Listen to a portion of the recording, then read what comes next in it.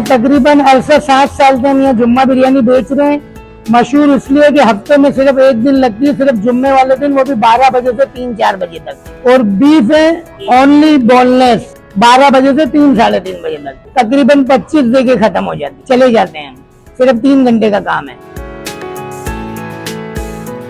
हमारा अपना मसाले का काम है। बचपन से मसाले का काम करते थे, तो अपना मसाला साबुत लाके खुद पीसते हैं। सारी चीजें ऐसी। ये 300 रुपए का दाल है, 600 रुपए का दाल है, 300 का सिंगल, 600 रुपए का डबल। पार्सल भी 300 और 600। हमारा किचन जुबली पर है। स्टाफ 6 बंदों पे मुश्तमिल है। सुबह 4 बजे से काम शुरू होता है, 11 साढ़े 11 बजे में बिरयानी लग जाती है। शादी ब्याह दीगर तकरीबात के लिए फोन पर ऑर्डर होता है।